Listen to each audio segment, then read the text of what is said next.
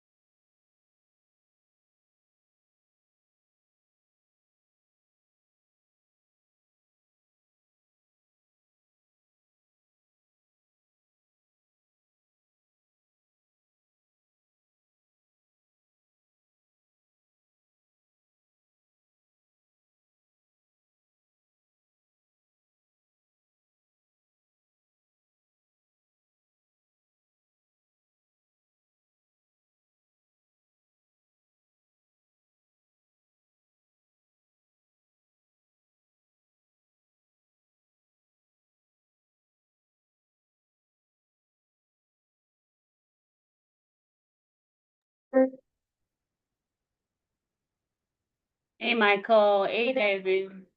Hey, Sophia. Like I said, let's give others a couple more minutes to join. But can you guys see my screen? Are you able to see my screen? Okay. Yes. Others a couple more minutes to join.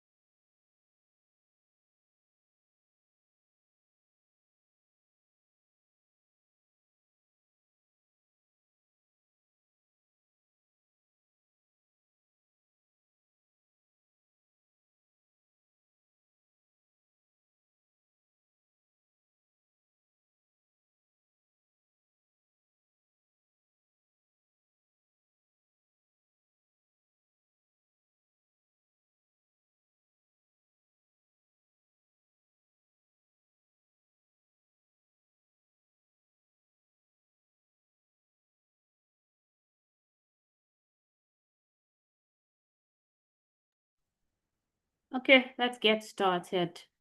Today we're going to be talking about endpoint. When I say endpoint, like I always say, can everybody hear me first of all? Yeah. Okay. So, like I always say, if you can figure out the literal English meaning of something, then you'll probably be able to understand the technical terms. Today we're talking about endpoint vulnerabilities, attacks, and defenses. What do you think this topic is about? What do you think this topic is about? Devin, what do you think this topic is going to be about? Vulnerabilities related to like phones, computers, and other Okay. endpoints.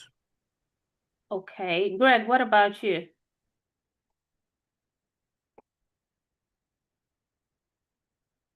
Greg, what about you? What do you think today's topic is going to be about?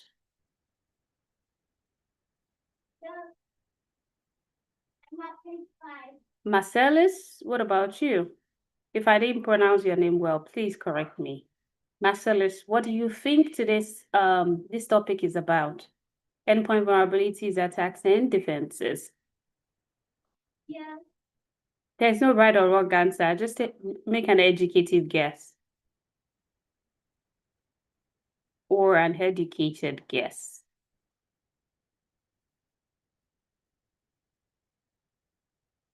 Okay, Marcellus and Greg are not in class. Michael, what about you? What do you think this topic is going to be about?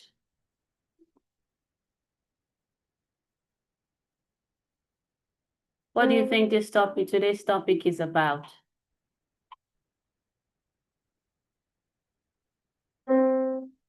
Michael too is not in class. Milton, what about you? Okay, Marcellus says attacks and defenses. Attacks and defenses of what? Michael says endpoint. You're just pretty much repeating what I wrote. When you hear endpoint vulnerability attacks and defenses, what do you think it is about? Use your chat, I'll read it. Milton says, I don't know. Milton, I need you to make an educated guess.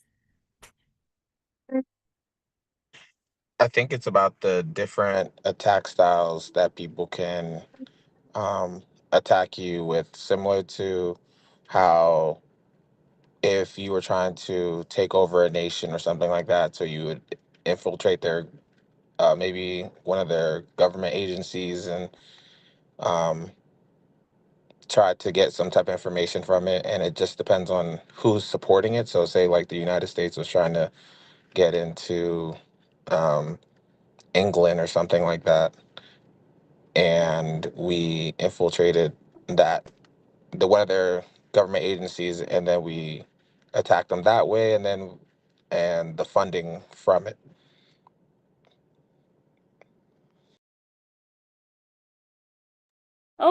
Okay. Thank you, Greg. Um, Michael says somebody breaching the back end of the system. Somebody breaching the back end because it says endpoint, right? So somebody breaching the back end of a system. Give me one moment. Let me connect my charger.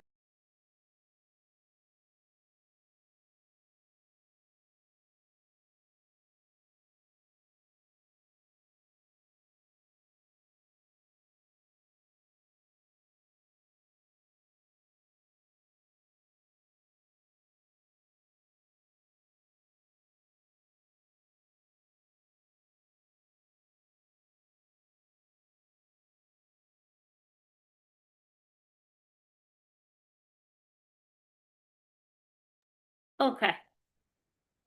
Um, right, I'm back. So Michael says somebody is when somebody is breaching the back end of the system. Uh, Sophia, what do you say? What says thou? What do I think the lesson is about today? Yes. I think the lesson is about how hackers, how their different methods of trying to attack people and how people try to approach it by preventing the issues. Okay, how attackers attack people and how people prevent issues. Marcellus says security vulnerability in user devices. In user devices. That's a good one.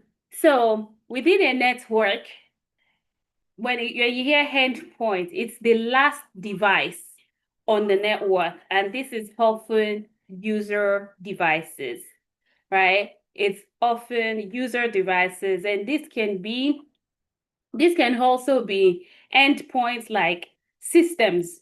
So it could be servers too. It could be laptops. It could be mobile phones. It could be tablets, right? Endpoint, end devices. And so that's what this topic is about. One thing that I learned from the Japanese learning techniques, they said they are able to retain information long enough. And so one thing that I learned was that about the way they teach or they learn is that when they see a new topic, before diving into the topic, take a moment to think about what this topic could be about. And then as you go along, your brain starts to prove or disprove your belief, thereby helping you retain, because the brain is curious, helping you retain a lot more of the content. So that's what I just try to do to help our brain be curious as to what is going to be covered today. So I like that. I'll go with what Marcelo says, security vulnerabilities in user devices, as well as the attack types and how to defend against those vulnerabilities. Now, here's my first question to you. Feel free to use the chat or unmute yourself and speak. What's the riskiest device that you own right now?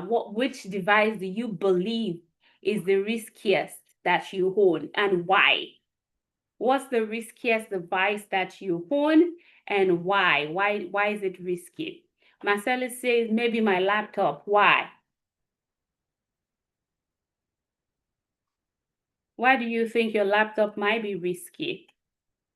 Greg says it's his phone. Why do you believe your phone is the riskiest? I think my phone is the riskiest because you have access to your emails, you have access to text messages, and everyone tries to send you spam or some type of messaging that you could click on and they'll maybe infiltrate your system with like malware or something. So people are always trying to get at you. Mm-hmm. Mm-hmm. Marcella says I use my laptop for many things: school, work, entertainment. So I'm accessing many platforms. And as we all know, when you're using your system for so many different things, chances are that you are expanding the attack surface. You're expanding the attack surface. Another question for you guys is, which one do you think is worse? Is it clicking on a suspicious email link or plugging an unknown USB? I want you to explain your answer. Which one do you think is more dangerous? Clicking on a link or plugging an unknown USB to your system?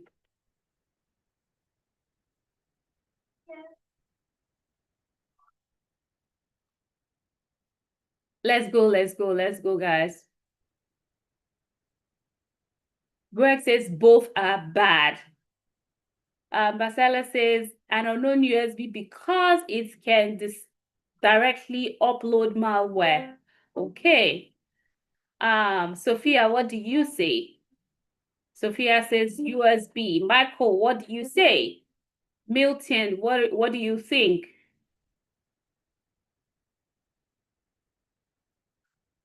Unknown USB. Most people are like unknown USB.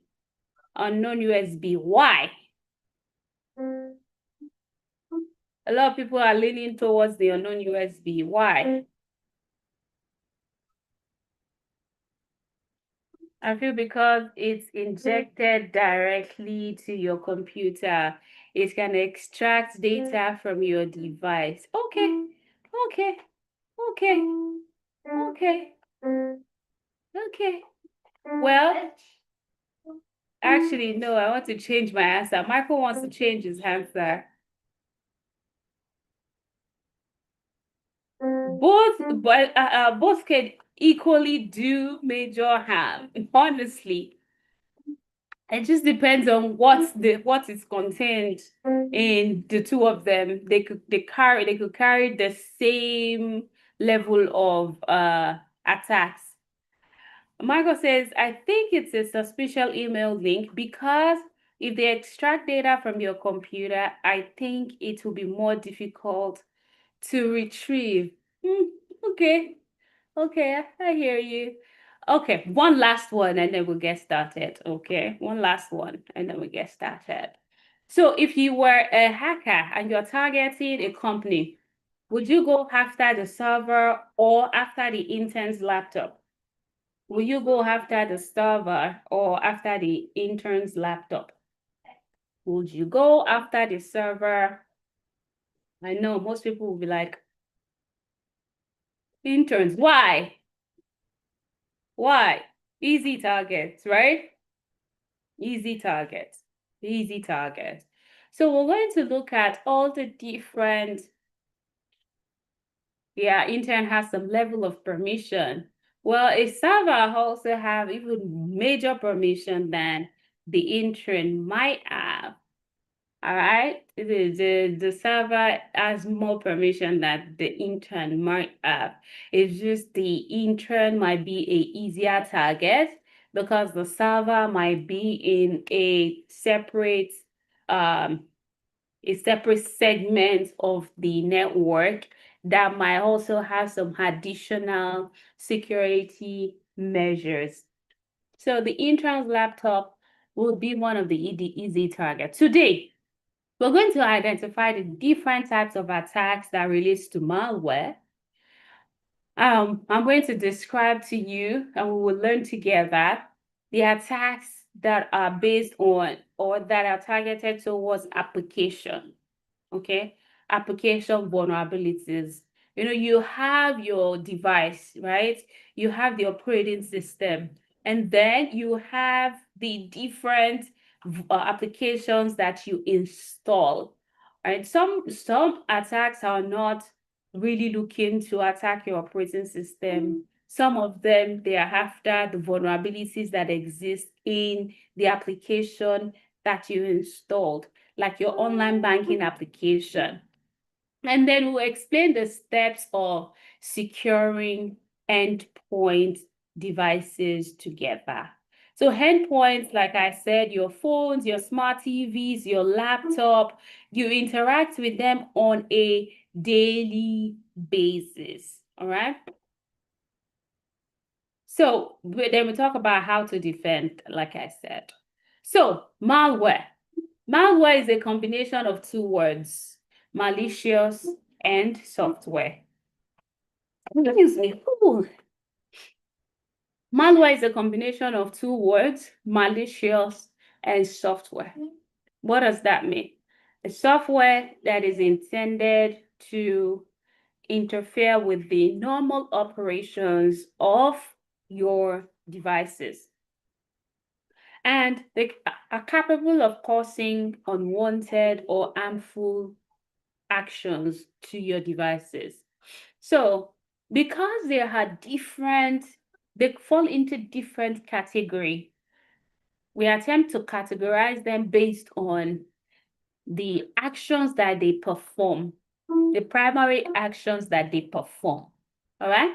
So some perform a kidnapping action. You guys, if you said, which one of them do you think, what kind of software do you think, or what kind of malware do you think performs a kidnapping action? Use your chat. Which malware do you believe perform kidnapping action? Let's go, guys. Ransomware, very good. Very, very good. That puts us a step ahead already, okay? Some of them will perform eavesdropping. You know, when they say someone is eavesdropping, some of them perform eavesdropping attack. Does any one of you know one of those software malware that perform eavesdropping action? Okay, I very good, beautiful. Devin, very good. Spyware, you know, just the way the name sounds is spies. Spyware. What about masquerading? Masquerading attack. Does anyone know any malware that performs masquerading action? If you don't, it's okay. Does anyone know anyone that performs a launch action, that launches something? If you don't, it's fine too. So, Trojan performs which one? Are you thinking the launch or the masquerade, Marcellus? Marcellus, is that a Trojan for masquerade? Very good. Yeah, very good. Everybody knows the story of my Trojan horse. If you don't, I'll explain to you. So the ransomware pretty much performs kidnapping attacks. There are two kinds. They either block a user from using their computers or lock the user out of their data. So the blocking ones, they infect the computer, they manipulate the operating system in a way that blocks access to the device. While the locking ones will encrypt some of the data or all of the data or files of a user or on the system. So they could either do blocking or locking. Okay. So I remember back in, I believe 2012, 2012, and one of the employees at the bank, I was in the SOC, I was leading the security operations center back in the bank then. And then so one of the employees came to the office, to the SOC, and was like, look, over the weekend, while I was trying to open my project, he was doing his MBA at that time. So while I was working on my project, I just realized that I could no longer access this project, his dissertation. So he tried to open the project. He couldn't reach it. It kept popping up with these alerts that says he should pay in Bitcoin. So he brings it to the office first thing Monday morning. Good thing he didn't connect the computer to the network yet. And in that building, we did not have wireless network. Everybody was always on wired network. And then so he brought the laptop, and that was when we let him know, thank you and thank God you didn't connect this computer to the network, because what could have happened is the malware could travel from your computer to the network, and we don't know. We have security measures in place. However, no security guy can say we are 100%. So, just you see the message says pay so amounts or will encrypt your to provide the key.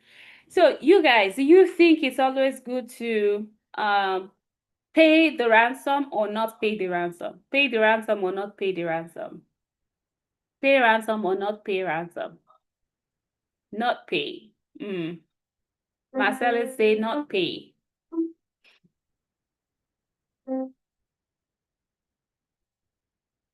Marcellus say not pay. Sophia says not pay. Well, I'd say not pay, I think. It depends. It depends. We've had situations where, for example, Colonial Pipeline, they reportedly had to pay. So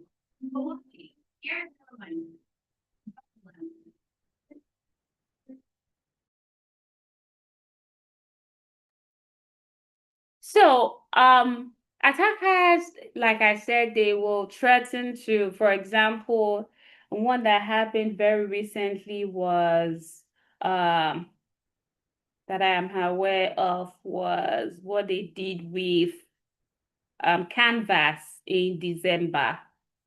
You know, they did it with Canvas in December, and they were threatening Canvas then because they were asking for money, and I don't know whether they paid or they didn't pay, but it was a big issue. Okay. There and that issue even led to Canvas canceling some of their free tier, because I had the free tier. They had this free version for teachers.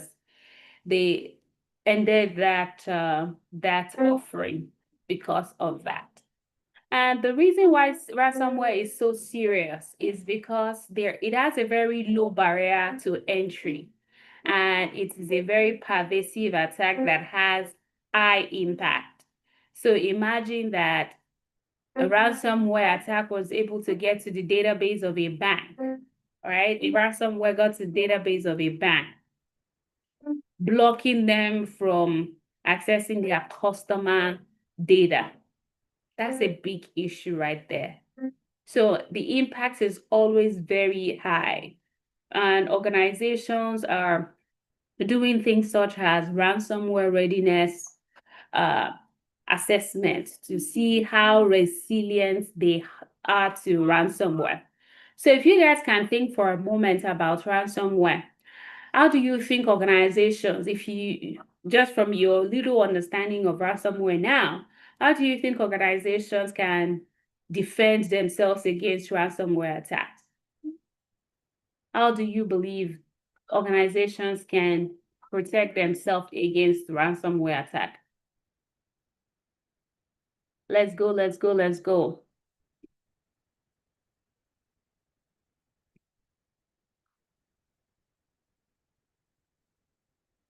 I'm waiting.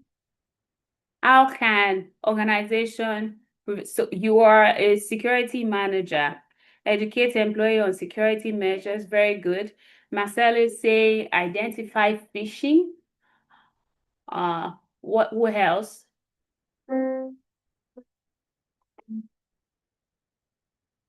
What else?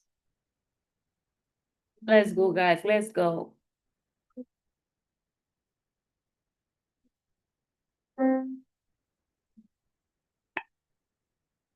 Sophia, having multiple copies of beautiful backing up their data, having multiple copies, that helps prevent against ransomware. If ransomware, not prevent, but it enhances recovery. It helps the resiliency of the organization. Sensitization of employees definitely helps the organization. Anti-malwares help the organization. Conducting tabletop exercises, just being in that mode of preparedness helps the organization. Okay. Then we have the ones that eavesdrop, right? Spyware, of course, spyware is always is a tracking software that users don't know that it's on their computer, but it spies their data, it takes a copy of everything. It's oftentimes looking for credit card information to export or to exfiltrate. Then you have the keyloggers, right? The keyloggers they can be software keylogger, they can be hardware keylogger. Just the way the name sounds, it is logging all the keys that you enter. It's taking a capture of your keystrokes as you are typing. It's taking a capture of everything. In fact, one of my students shared with me about, was it my student or, yeah, I believe it was one of my students that shared with me about how a wife installed the keylogger on their husband's phone. Not only did she find out that it was cheating, she also found out it was running two households, meaning he had a family elsewhere.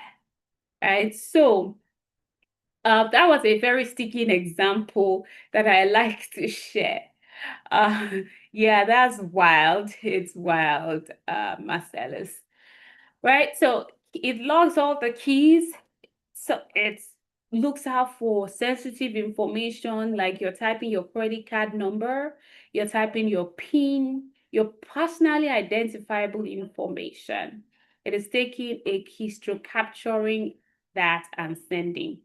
I also had an experience in my security operations center days where a customer comes to the bank and was like, my phone is dying, can I please charge on the computer? And the customer service person allowed them to charge, not knowing that they left a keylogger on that endpoint, right? So, and this is an example of hardware keylogger. At that time, this one is USB. At that time, it was the PS2. Sophia, you have a question. Go ahead. Could you go back a slide for 1 second? Sure. I'm good now. Thank you. Okay, no problem. All right. So then we have the masquerading malware. The masquerading malware.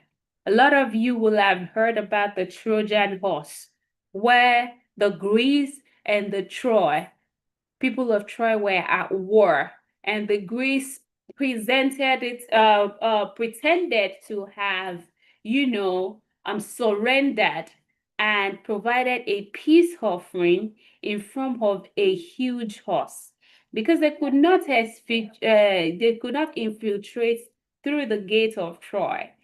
So they provided a Trojan horse, and so like a peace offering. And then the moment the people of Troy brought the us into their territory through their gates, and when they were asleep at night, the the Greeks they had soldiers eating in the Trojan horse, and they broke out at night and wreaked a lot of havoc. And that's where the Trojan horse came from. You see a file. Majority of you may have seen that with something like that. You see a file and they say, this is your receipt from PayPal. You're curious to see, oh, this receipt from PayPal. I didn't buy anything from PayPal. They say they've charged your PayPal account. Here is the receipt from your PayPal. You say, I didn't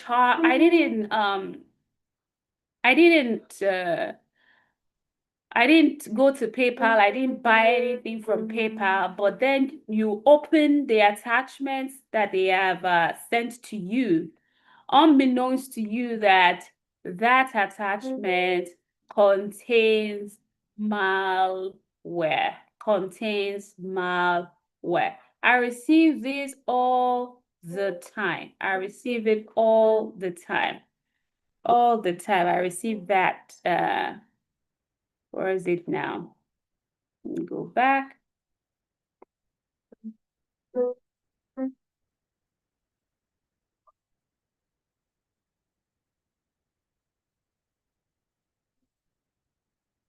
I'm trying to find one of them.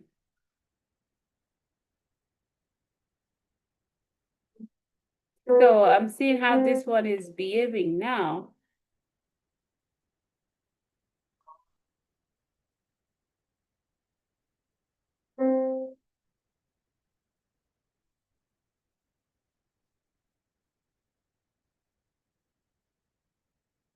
So this one that I'm looking at is attempting to redirect me, and I'm sure it's about to redirect me to some funny site or something like that. All right, it didn't get downloaded. I'm gonna look for another one.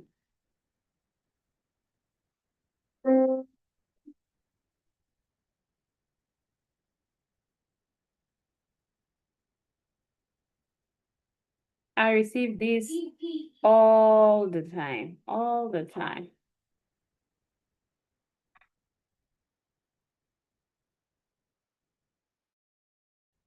Yeah, exactly. In the security operations center, as a security professional, you see this all the time where your employees will send it to you and ask you if this was legit or not. They will ask, is this legit or not? Like especially employees that are security conscious. Before they open any file, they will likely send it to you, send it to your team, and see. Hold on one second. Can you guys still hear me? My laptop seems to be active. I hope I have not downloaded what I didn't intend to download to my computer.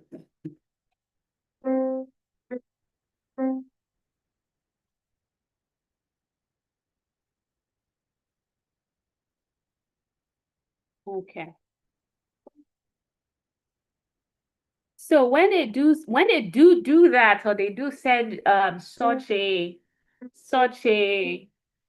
file to you, there are several tools that you will need to have handy to be able to verify whether the file is secure or not. One of those tools is VirusTotal. How many of you guys have heard about VirusTotal?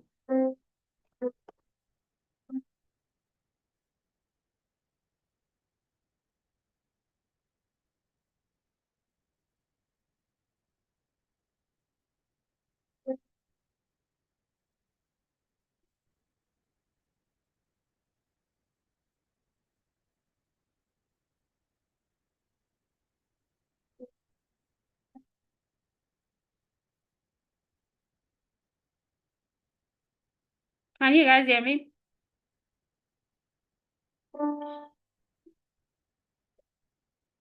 Can you all hear me? Yes, okay. I can hear you. Okay. I'm just making sure. My computer is acting funny now.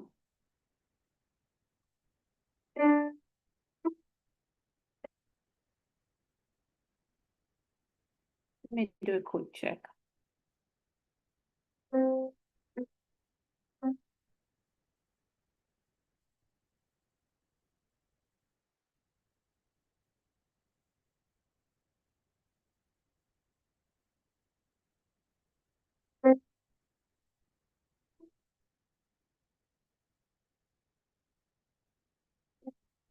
A quick check.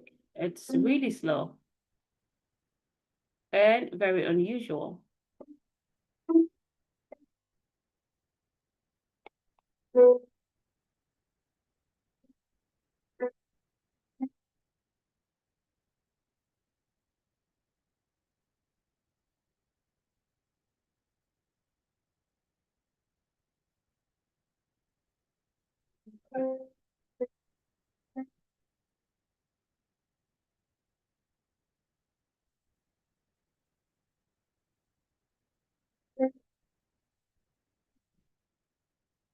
Okay, my computer is low.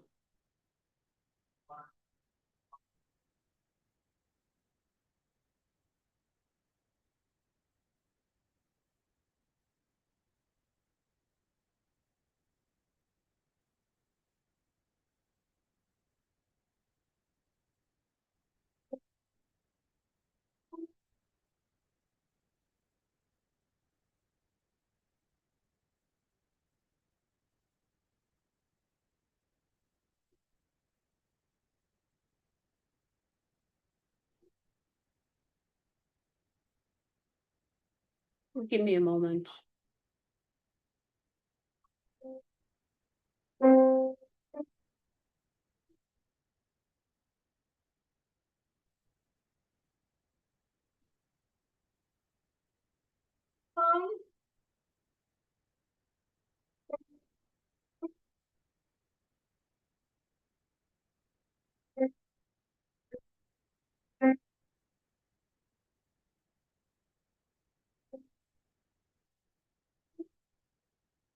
I know I have a gazillion tab opened, but it shouldn't be this slow.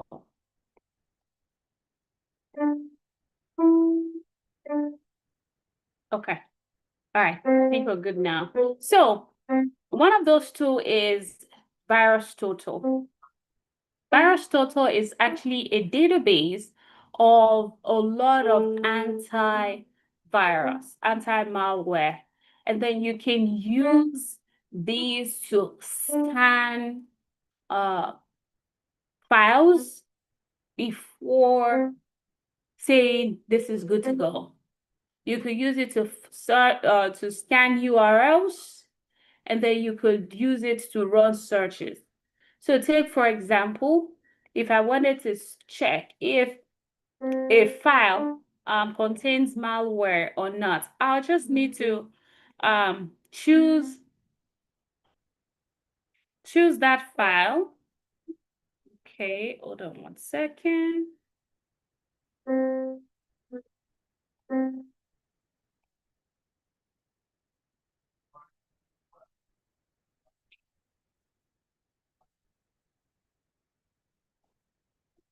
Okay, let me say choose. All right, here it's too slow.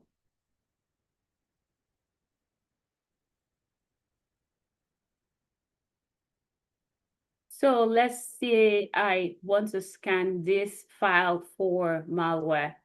Right, it's computing the hash, it uploads it, and it's going to check to see with all the different antivirus that exist and validate to see if, okay, I hope I'm not shipping. Yeah, that's it. Wait, what? That should be it. Okay. What now?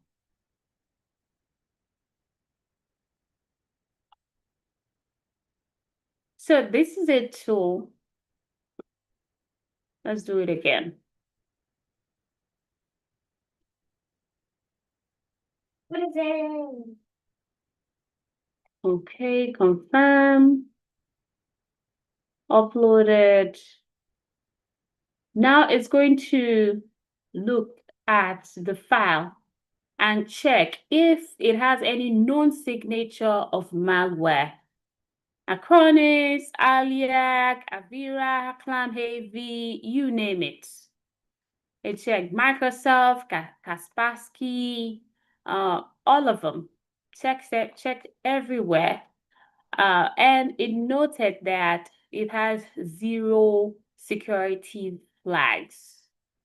All right, that's how you check whether or not a file is secure or good to go. So if a file already contains something malicious behind it, chances are that you will find that out with the antivirus. Okay, or with Virus Total. Then we also have some others that perform launch attack. Before we talk about the ones that perform launch attack, what are your questions? What are your questions? Questions.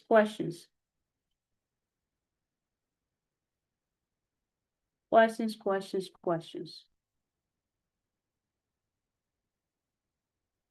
Questions, questions.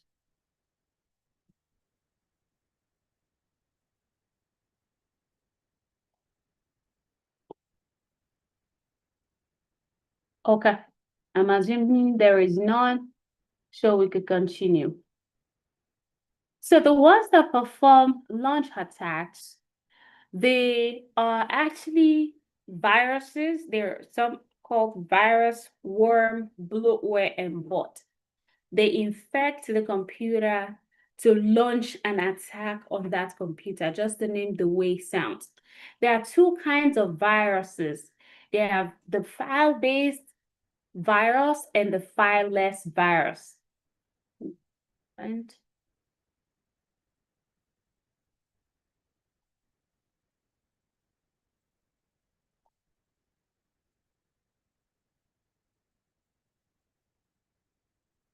okay.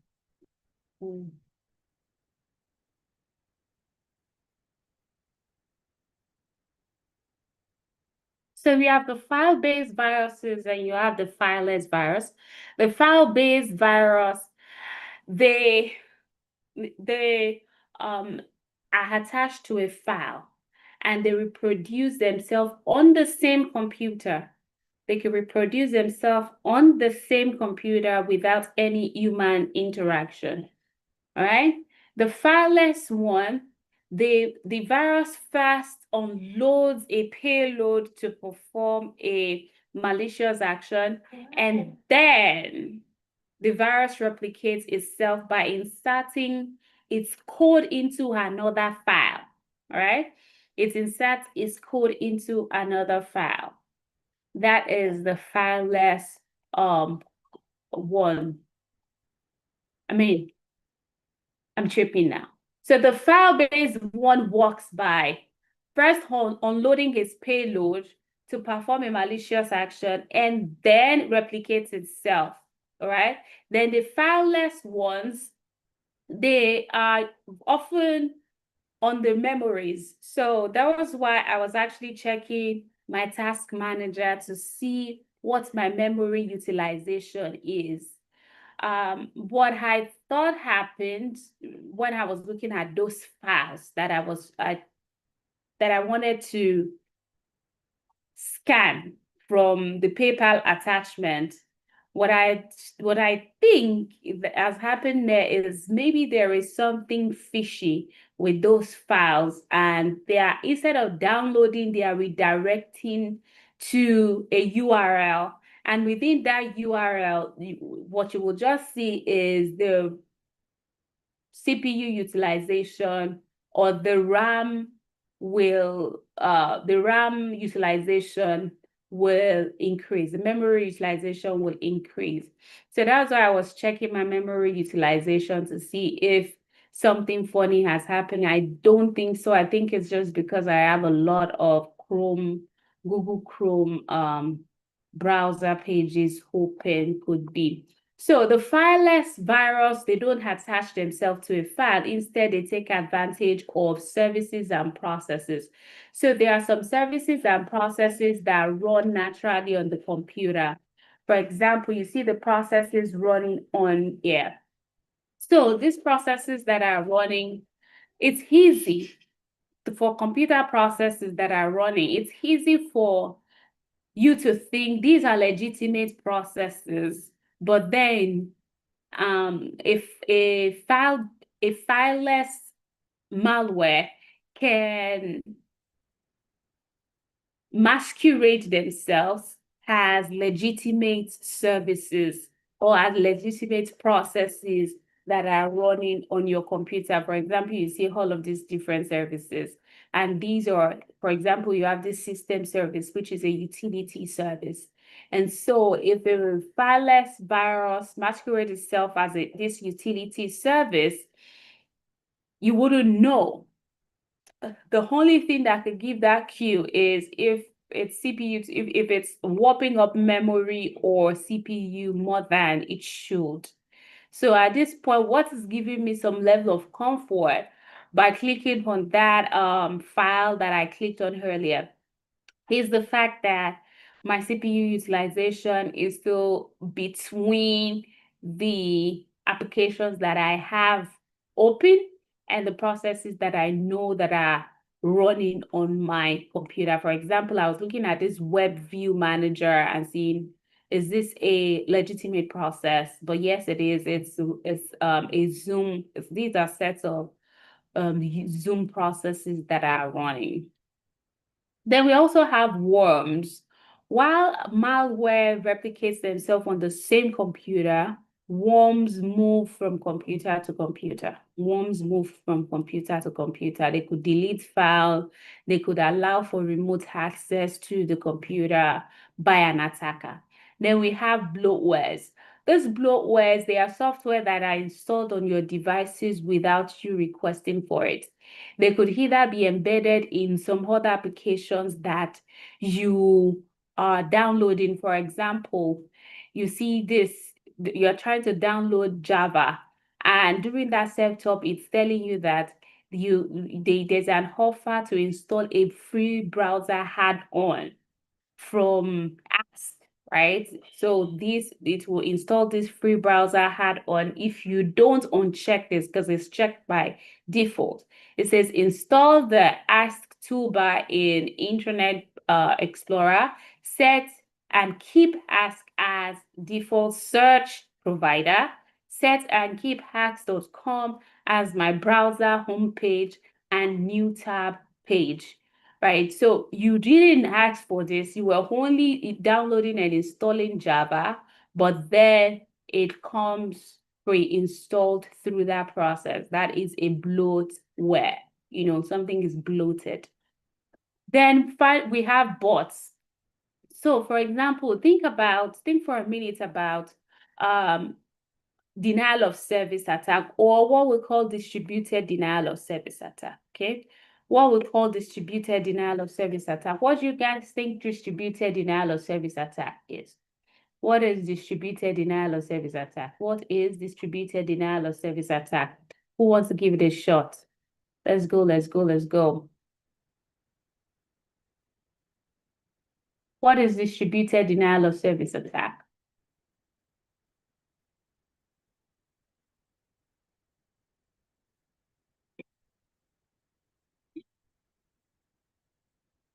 Okay, just think about, let's start with denial of service. What does denial of service mean? What do you think denial of service is?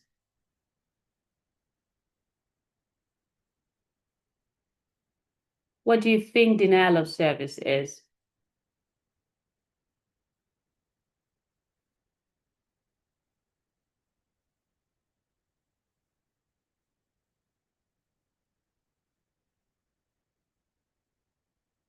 What do you think denial of service is? Repeated attempt to access a service that leads to other not being able to use the service. Very good. I like that. So it is when you use up the resources that a service is providing. So you use up all the resources so that others don't gain access.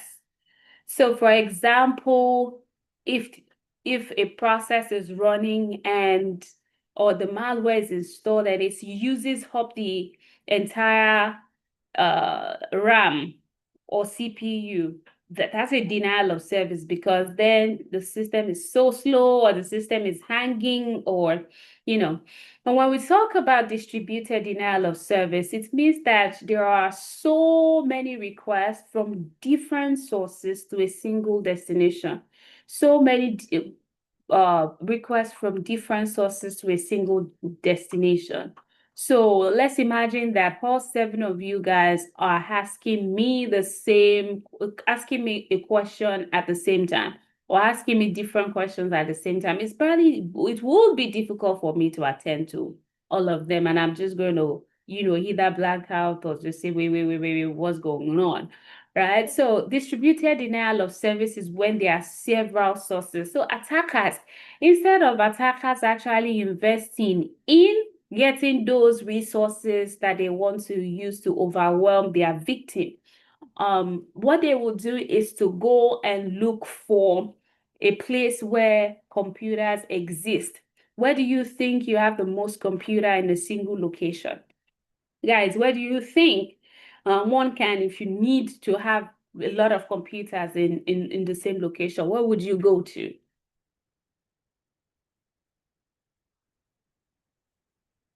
Where?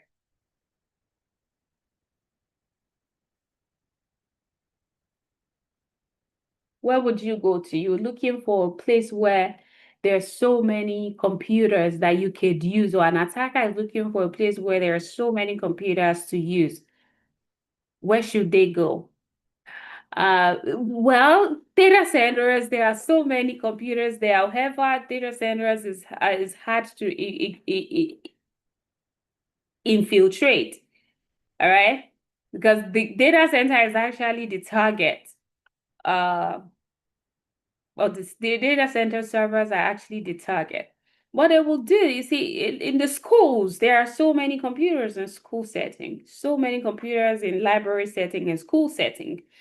So, and what do students like? Students like games, right? So they look for popular gaming sites, infect those gaming sites with malicious software. And this malicious software is called a bot. So they infiltrate a school, a gaming site, several students look to play, then they infiltrate that, and then from there they are able to gain access to the students' computers, and they turn the student's computer into a zombie, all right, by infecting those millions of computers. And so they form a bot network. That's what is called botnet. They form a bot network. And the reason why the computer is slow is because it is being used by attackers. Infected computers are being used. They're taking instructions from the attacker's command and control center. So these bots get installed to create a bot network, millions of computers, and the command and control center of the attacker starts to use those resources. They become the bot adder or herders, right? Then we have some other attack types. And so this is more related to malware that targets the low-level portion of the operating system. So we have a logic bomb. A logic bomb is just the way it sounds, is a bomb, a logic bomb. So it is waiting for something to happen for it to trigger. That something to happen could be when on a certain date or at a certain time, or when you launch a certain application. So it's there, it is dormant, it will evade antiviruses and anti-malware, but then it doesn't, because it doesn't want to be detected until you perform the logical events that will trigger it. That logical event can be launching, for example, your banking application. It can be set for it to run at a certain date and a certain time. Then we also have rootkits. Like the name implies, it goes into the root kernel. It affects the low layer of the operating system, the root kernel of the operating system. And then we have backdoors. So backdoors, just backdoor. The way the name implies, it gives backdoor access to the computers or to the program or to services that will circumvent the normal security protection. So one of those could be add coding username and password into an application. And I've seen that happen back in the days too, where these were even some Indians that we employed to, I shouldn't have said race, but to work on the banking application for the organization. And they actually add coded username and password into the software, thereby giving remote access to their fellow Indians from India who were not on site. And if that's not identified, what would happen is it could, if they become disgruntled, it means that they legit have back-end access to your application. So there are some malwares too that creates backdoors, right? What are some of the indicators of attacks? Some of the indicators of attacks are account lockout. Obviously, ransomware, blocking ransomware will lock a user out. When you see concurrent session usage, so it means that both the original user and the illegitimate users are probably logged into the same account at the same time. That's why you see when you open sensitive applications, right? Or more secure applications, they manage the session so that one session is terminated while only one session is running. You could also see blocked content where you see that the data is no longer accessible. For example, the employee that couldn't access their school project. Then there's also impossible travel. So somebody is logged in, and you see that with Google's context-aware access control. Somebody is logged in to New Jersey, from New Jersey this moment, and the next moment that same person, or there is an attempted login to their, in the next, within 5 minutes, an attempted login to their account from South Africa or from,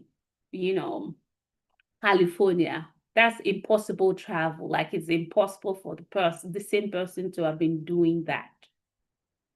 Then resource consumption. So deep CPU utilization increases, memory utilization increases, and you're not running anything, right? I mean, you just see like my CPU utilization earlier was over 80, and I'm like, what's going on? But I do know that I had a gazillion Chromebook, Chrome browser opened. Okay. Then you also have resource inaccessibility.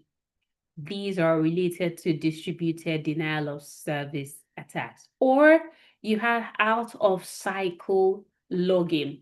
So where the log record does not tally with the time the actual event happened, or the log record does not correspond to actual events. So that's out of cycle logging. And why is that important? As an ethical hacker or as a penetration tester will want to, there are steps, there's methodology. The first thing they want to do is to do what? Footprinting and reconnaissance, familiarize themselves, scan your environment, find the vulnerabilities, gain access, escalate their privileges, and then maintain access. The moment they are able to maintain access, they want to cover their tracks. One of the ways to cover their tracks is to mess with the logs of everything that they've done or that has happened. So when you're seeing out of cycle logging, it's what is happening is not what you're seeing. They mess with that as well. Then published or documented. So you have evidences from external sources showing current attacks.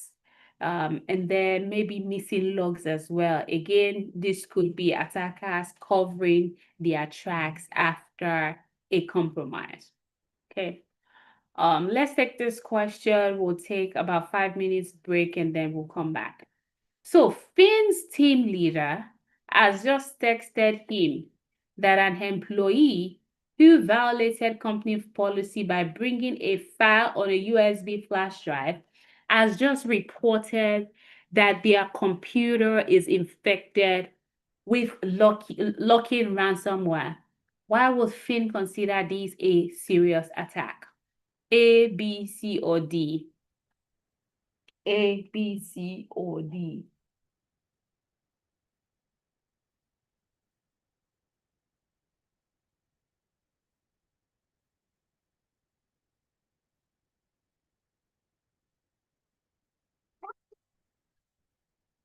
Let's go, let's go.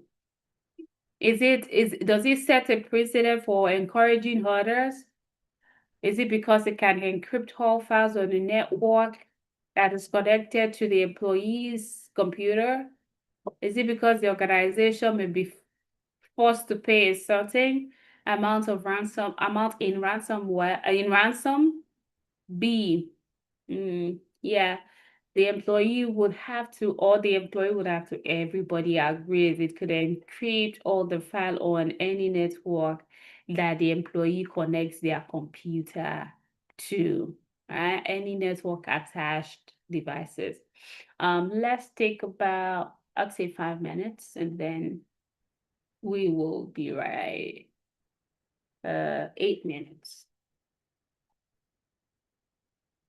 Okay.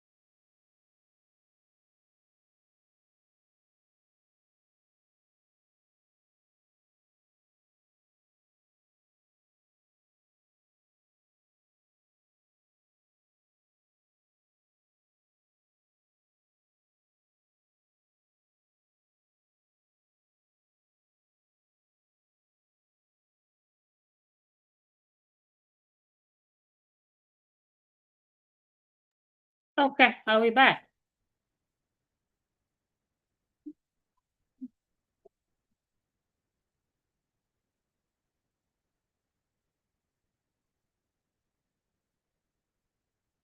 Okay. Are we back? Are we back? Are we back? If you are back, type back.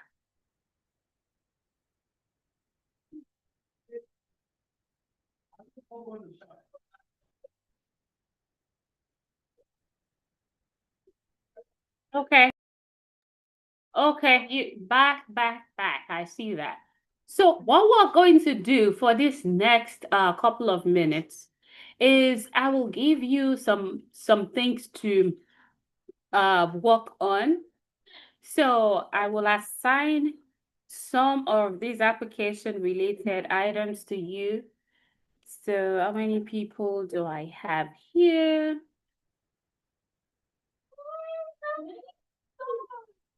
I have Greg. I have Ahmed. I have Marcellus. Milton.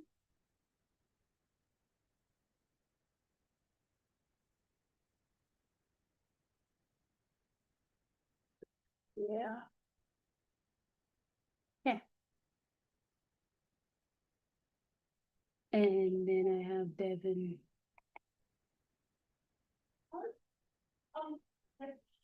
Okay.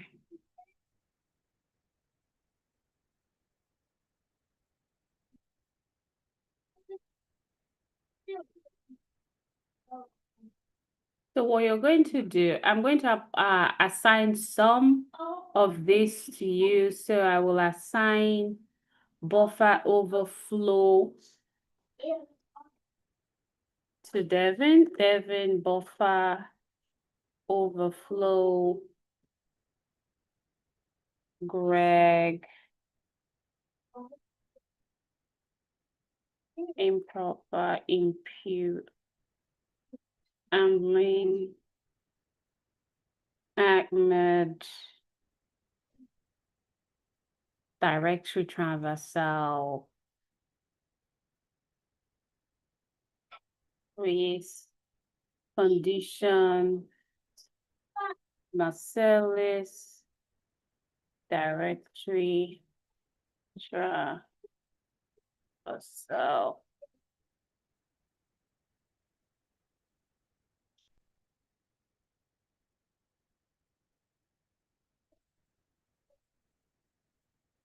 Okay, so you will do Milton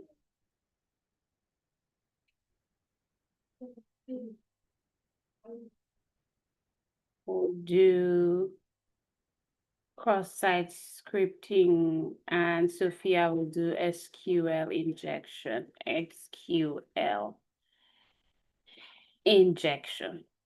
Okay, so you have buffer overflow, Devin, improper impute handling, Greg, Ahmed, race condition, Marcellus, directory traversal, Milton, cross-site scripting, and SQL injection. So I will take the rest. So what I want for you to do is to tell me what the attack type is. What is the attack? You will explain the attack. The attack. You will find real world incidents that happened as a result of that attack. And you will tell us what the defense mechanism should be. What the defense mechanism should be. Okay? Do we understand the task?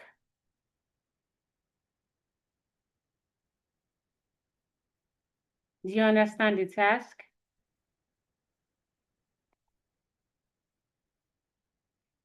Do you understand the task?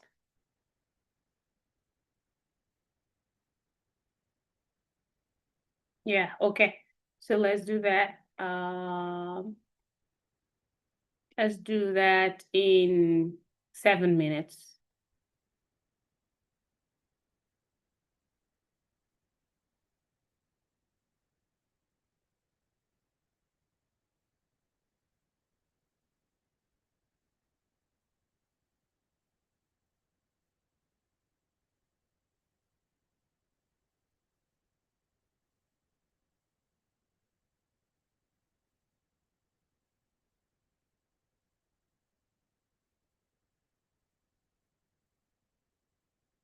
So what I want you to do is to read it and understand it, and you will need to explain from your understanding.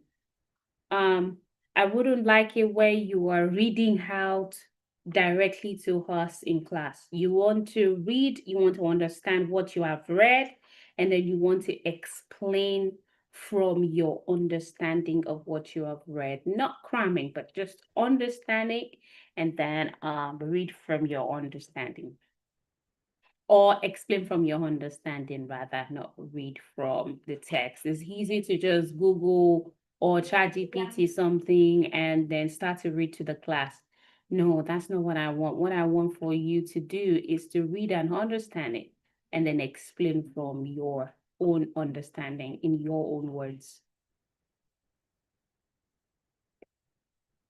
Okay?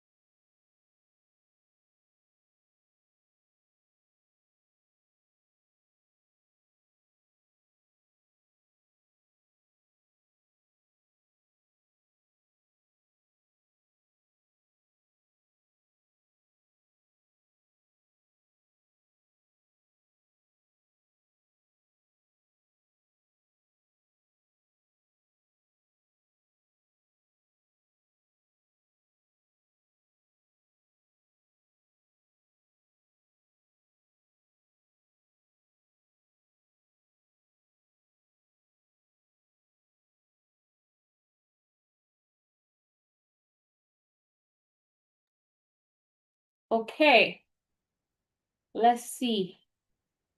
Do we need more time or we've got this?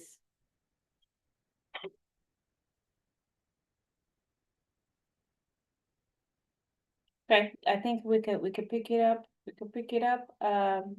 Who wants to go first? Who wants to go first? Who wants to go first? I can go first. Okay, Hamid, go ahead. You have Race race condition. condition. Very good. Yeah. So race condition is just when an attacker exploits like a time gap between when a service checks, like maybe authenticate, and when a service actually acts upon it, maybe giving the user access. So they exploit this to gain unauthorized access to the service. And the one time it happened was they said in Starbucks, someone used like two cards at once when they were checking the code. They found they could use two cards at once to actually access the service, so they were getting double the amount. And then a defense mechanism is to put combine the checking and the acting process. So instead of checking time then acting, just combine into one single step. So no attacker can intercept. Very good. Very, very good. So, this race condition is like Ahmed said, where two processes. It can happen where it's just, let me give you a relatable example. You've issued two checks of $5,000 and you only have $5,000 in your account, and two people are presenting the check at the counter at the same time to get cash out. You see, that is risk condition. So where there are two concurrent threads that are about to execute on this shared resources simultaneously, chances are that if there isn't proper protection, then when both of them get executed, then there is a problem. Okay, that is risk condition. Let me follow through from here. So when it comes to application vulnerabilities, pretty much we're talking about attacks that look for exposures, that look for weaknesses in applications. And like I said earlier, when it comes to penetration testing or hacking, the attackers want to actually scan for vulnerabilities after they've done their recon. They want to scan to see the vulnerabilities that exist. Unfortunately, this is not an ethical hacking class.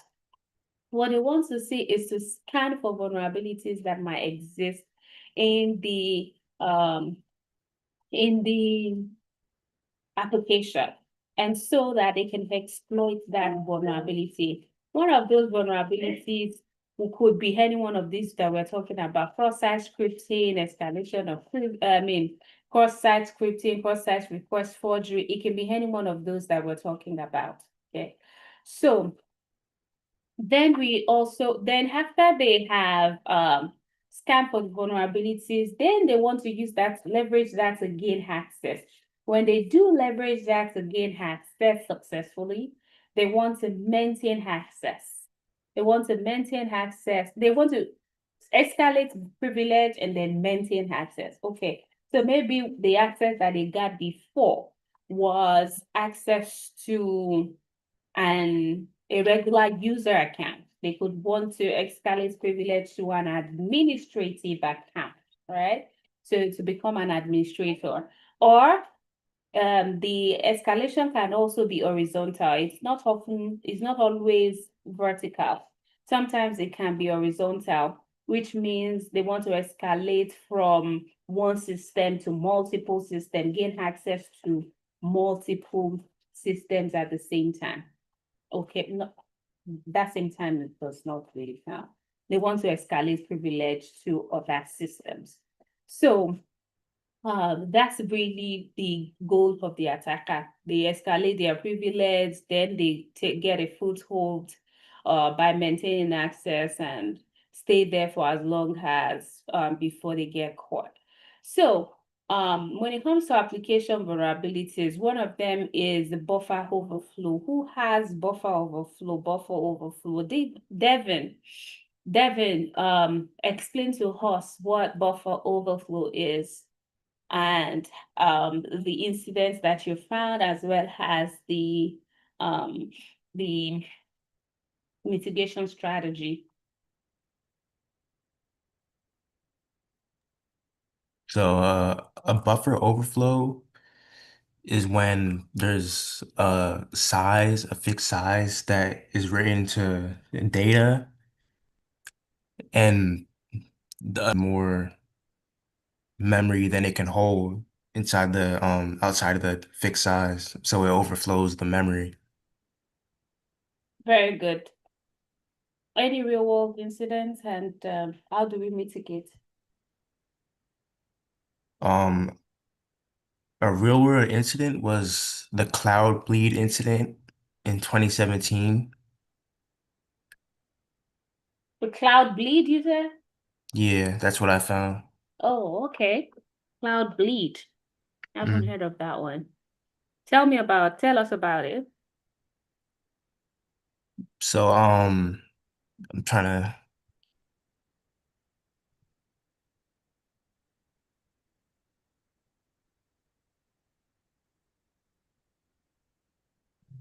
so it was caused by a Cloudflare bug Hmm. Okay. and it corrupted web pages through Okay. Cloudflare. Okay. Okay. Okay. Thanks for sharing that. So how do you mitigate? So to stop it, um, you need input validation, which is like any character that exceeds the fixed size, it's going to reject it and it's not going to store the memory. Very good. Very good.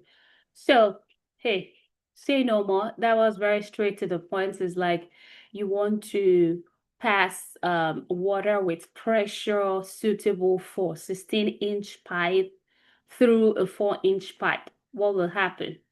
The pipe could burst, right? So that's often what buffer overflow is. Attackers will try to inject something into the memory or inject more data than the process or system can handle. And then that leads to it could lead to data leakage. It could lead to the system failing, denial of service. So how to handle that is having proper input validation. Thanks for that. Risk condition we already talked about. Then when it comes to web applications too, because a lot of times you don't really need physical access to, or attackers don't need physical access to start to attack an organization. The web application is the first point of contact for many organizations. That's their website, right? A lot of organizations have web pages, websites. So it is very common for attackers to want to find vulnerabilities in the websites. Hence there are web application attacks. They really get attacked a lot. So web-based attack, because you could really legit start the attack from anywhere at any time. It is very common. All right. So one of the common web-based attack is the directory traversal. Directory traversal is one. There is actually a website that each time I try to go there, because I have two accounts with them, each time that I try to go through one of their accounts, it doesn't take me to the right account. So like for example, I just legit go here to the website. And the website has something, you see where it says sign in. It has, take for example, account one, right? That's account one. Instead of now, let's assume that it's not letting me go to account 1, but I could go to account 2. So I just go change the account 2 URL and change it to account 1, which means that I'm manipulating the directory to be able to get to that page. So there is an attack related to that where the attacker takes advantage of these vulnerabilities so that a user can move from one directory to another directory that might be restricted. See, the way this directory says sign in. What if there is a directory that's called admin, right? Just what if this throws me back, which means, they have some protection um, of for directory traversal there, right? So instead of signing, you could change this to admin or change this from signing to admin and see if it gives you a page. It doesn't give a page, that type of thing is when attackers try to manipulate the directory. Marcellus, I already explained your whole. Now, since I already explained that, can you share the incidents, related incidents? If we explain this in your own word, but then also share related incidents and how to protect against it. Okay.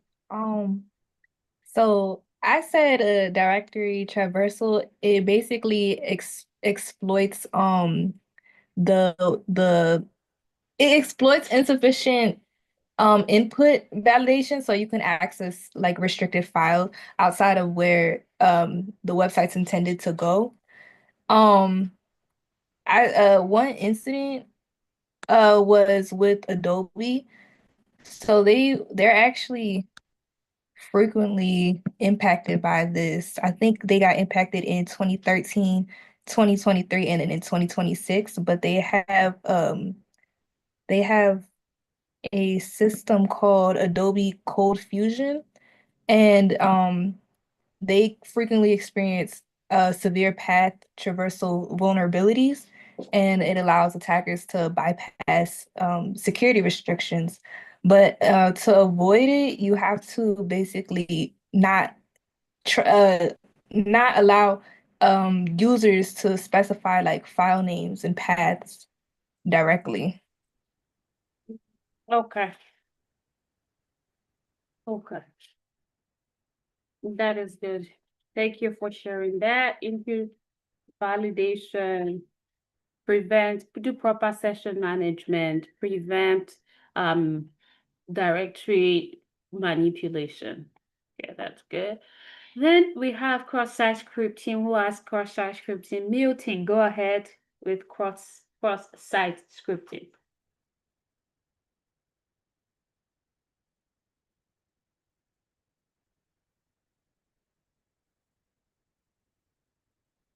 Milton, cross-site scripting.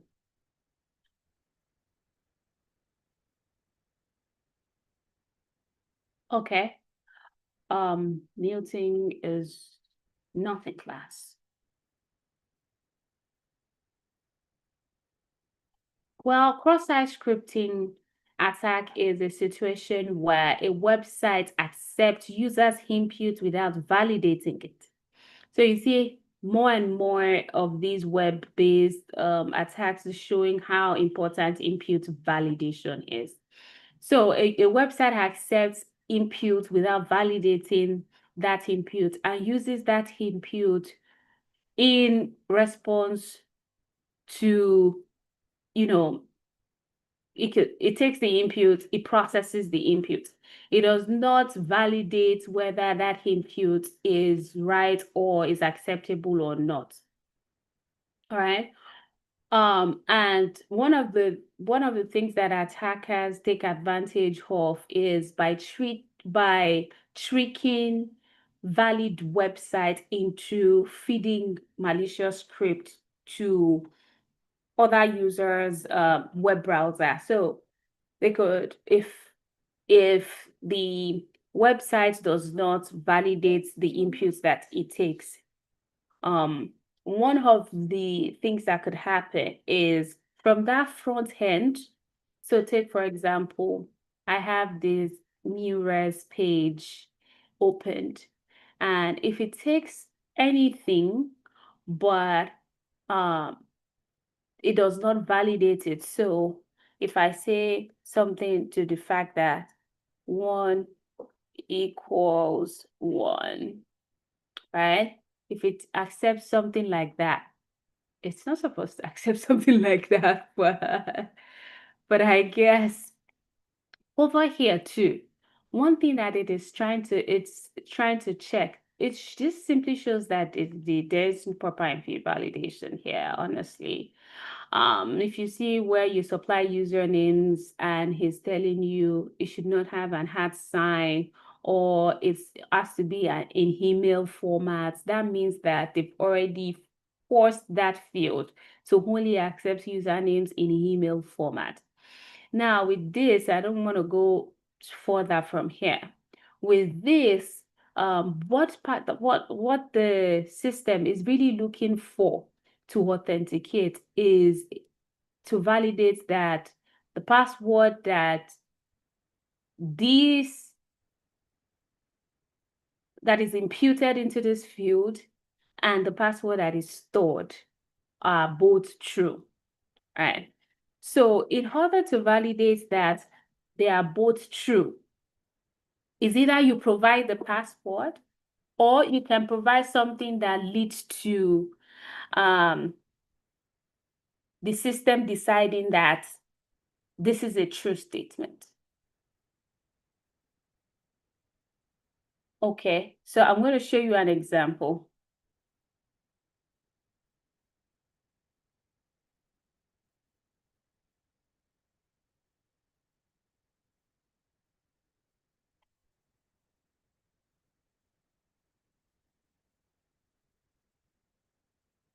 So take, for example, why can't I move this?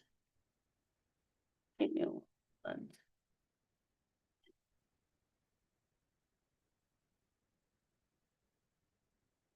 So take, for example, see this username is saying that the username is John Doe, all right? Or 1 equals 1. So even if John Doe if proper validation is not in place, even if John Doe does not exist, 1 is always equals to 1. And that being a true statement can lead to authentication without proper input validation, without valid system in place. The same thing goes here. Say this, for example, I don't know the password or 1 equals 1. If this were to be successful, because what the system is just trying to validate is true. Supply password matches the stored password. That's true. Then it allows. But if you don't know that, you're telling the system, alternatively, is 1 equals 1. And it's also the answer to that is also true. And so that is really where the problem with input validation. For example, these guys, they really need to do some input validation on their website. All right, so that's and SQL it stands for structured query language. It is a statement that is used to interact with database. So if from the website, a user can manipulate the backend database, say, hey, go to the database and fetch me user information right from the web. So, a web application is often in layers, all right?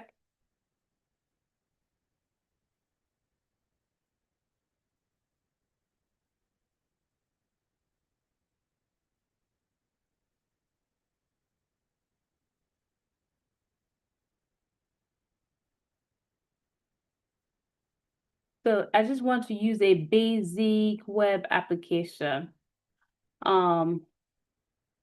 So you have the clients where you have the browser. Let me expand this. You have the browsers, the web application, then you have the web server. The web server is hosting the pages. Then you have the application server running the code for that organization. And then you have the database, all right, and the back end. If for any reason whatsoever, there's an improper input validation, and from the browser, a user can fetch data from this backend, and that's the problem. Even though there is no direct connection, this is architecturally designed properly. But if there's any is susceptible to SQL injection, it means that the code fetch data from this data layer through the web page. All right, and that's what we do not want. What else? So then we also have request forgery. There is a cross-site request forgery and the server site request forgery. Who has let me see. Okay, nobody has cross-site or server-side. So when it comes to request forgery, it's simply fabricating a request. And the request fabrication can happen through cross-site request forgery or server-side request. When we say cross-site request forgery, this really takes advantage of authentication token that a website sends to a user's browser. So a website, a web server sends authentication token to a user's browser. If a user is currently authenticated on a website and it is tricked into loading another web page, the new web page can inherit the identity and the privilege of the victim, all right? And they may perform undesired function on behalf of that attacker. So it's like just fabricating, forging request that is already from an already authenticated session. It is server-side request if it is taking advantage of relationship between two servers.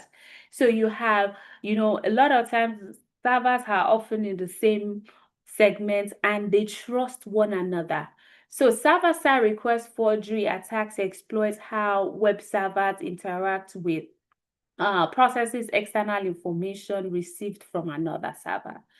So some web applications are designed to read information from or write information to a specific URL.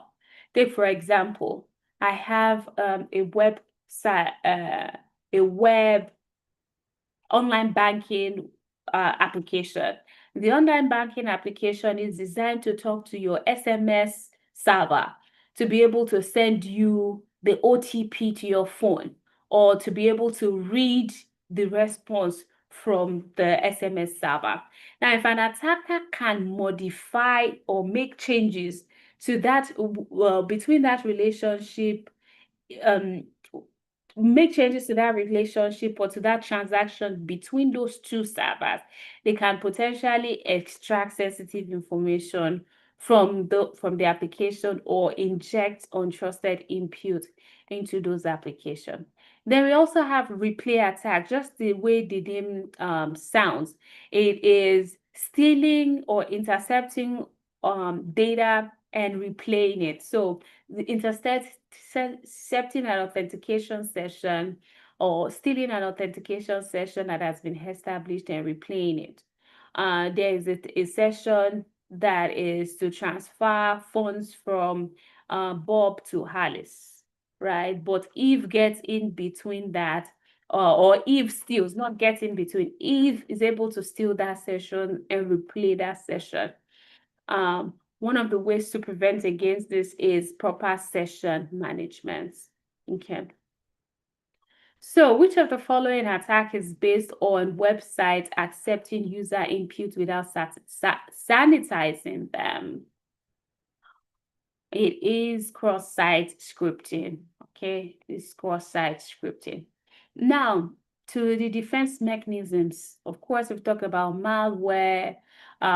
Everybody knows that to take it to prevent against malware and viruses, you have anti-malware, antiviruses, and some of them, which are the older versions, they are signature based, which means that the signature of that virus must be known for the antivirus to detect it. They perform static analysis. The newer approach is to look at the behavior of that software, of the malware, to determine whether it is a malware or not. So it does dynamic analysis, is looking at the behavior, all right? Then web browsers too, they offer the following security and to endpoints, secure cookies, HTTPS. Talked about encryption yesterday, so as to help secure the web browser to prevent any form of interception. Now we also have intrusion prevention and intrusion detection system. The intrusion detection system only detects, right? It can detect what has occurred. These are software that are installed on user endpoints to detect intrusions. Then we have the intrusion prevention systems. These not only detect, but they have rules to block those. For example, you have CrowdStrike playing big in this space because they have the EDRs, the endpoint detection and response. So they do the detection, they do the prevention as well. Okay. And so EDRs, just the way the name implies, endpoint detection and response, they aggregate data from multiple endpoints to a centralized database, and security professionals can gain a view, a better picture of all the events that is traversing that network or traversing all the endpoints. I remember there was a day that I was working on a project, I believe in 2024. I was attempting to deploy a software. And so during that deployment, because I was never primarily responsible for deployment of software. So I didn't have the permission. I wouldn't say I didn't have the permission. I had the permission to do it, but I'm not in the business of installing or deploying software. So, but I'm doing it because I know how to do it and because I didn't have a staff to do it for me. Every attempt to get someone on the security engineering team to do it was problem. So I'm like, this is taking too long. I'm going to just get approval to do it myself. So I got the approval and I was in the process of deploying these solutions myself. Now, all of a sudden, something triggers something, and I just saw that I was pulled into a Slack channel. There's an incident. There's a software that is being deployed from my computer, and all those, investigations started. All right, that is because my system has endpoint detection and response, which is doing the IPS and IDS, and is looking at this computer does not normally interact with servers, let alone push code to servers. And why is this happening at this point in time? So hence that was triggered.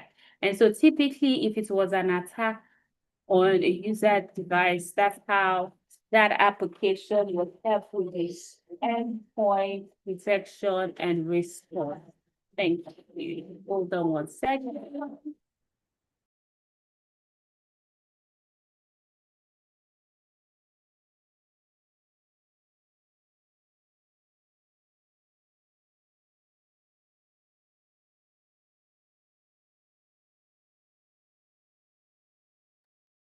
One other way to Protect endpoint is to harden that endpoint.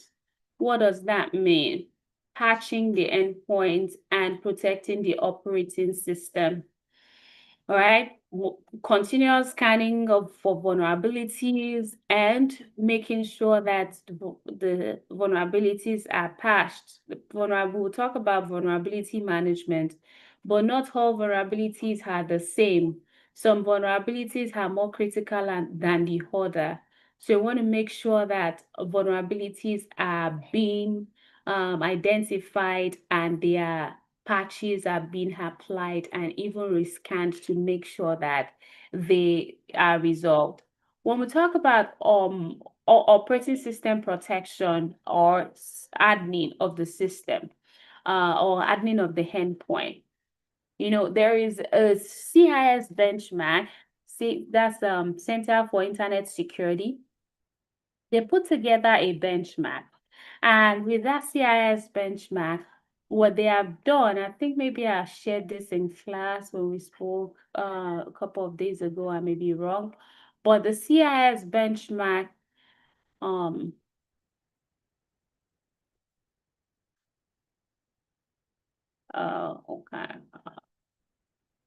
With the CIS benchmark, you will see different systems that you use, different operating system, different network devices, different cloud providers. Like, okay, for example, let's assume that I am using Windows, a Windows desktop, and I'm using, say, Windows 12. I will pick up Windows 12. Let me see if I have any one of those benchmarks downloaded, because I don't like to download things all the time. So this is an example. Put that up. Where is it? So this is an example of the CIS benchmark for Windows 2019, right? For Windows 2019. And so this is pretty much making recommendations on how to make your laptop or your server more secure. In this case, if you want to harden a server 2019, a Windows Server 2019, you want to harden the policy, the password policy. It tells you how to configure that. Gives guideline on how to configure that. Account lockout policy, set it to 15 minutes. So organizations will follow this to be able to harden the Windows Server 2019. There's one for each operating system. There's one for each hardware, each Chrome. So one of the things that I thought you guys were going to say when I asked, like, what is your most vulnerable system, and the reason will be it's my laptop, and it's because maybe it doesn't have password, maybe it doesn't lock out, maybe I don't have adequate security on it, maybe I don't have the adequate defense mechanism on it. That could be one reason. Somebody had their hands raised just now.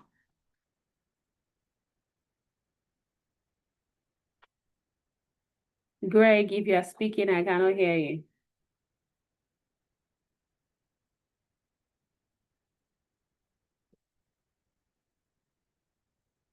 Okay, I didn't hear anything you said. You might want to use the chat. So do you follow that to actually harden the different components of the different system component? Okay. Then protection at the operating system level, that disabling unnecessary ports and protocols. For example, what is your database using a print service for? It does not print, so that service should be off. If your server does not, or you have a system that you don't remote into, you don't need to have remote login services running on it. So It's disabling unnecessary ports, having application allow lists. So, for example, this is a server. It should only allow X number of applications. Or this is a company laptop. It should only allow X number of application or X list of application. And so if it does not, if you attempt to install new applications, it will trigger an alarm and even block that. Another way to secure endpoint is what is called a sandbox. Box is pretty much a container in which an application can run so that it does not impact the underlying operating systems. Like, okay, I'll put this thing here, I'll run it here so that I don't allow it, like leaving an animal in a restricted area. You don't want it roaming around the house or messing with your stuff, right? So something like that. Okay. Questions. Which of the following is not correct about a secure cookie? Which of the following is not correct about a secure cookie?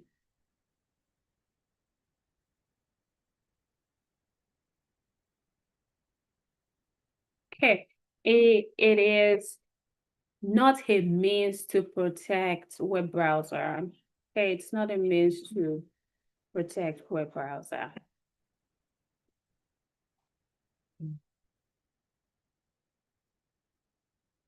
All right.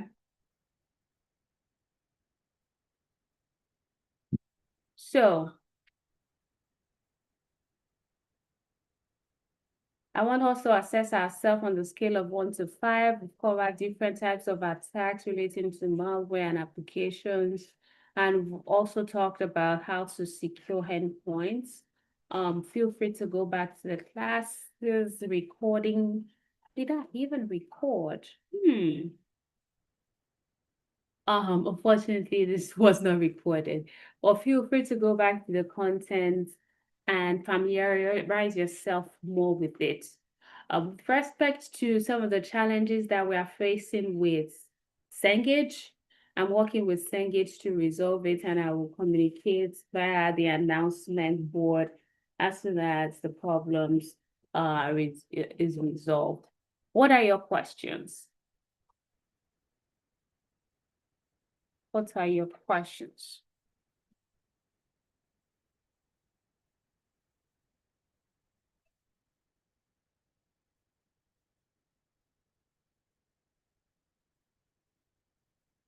Yes, so if there are no questions, I will see you guys.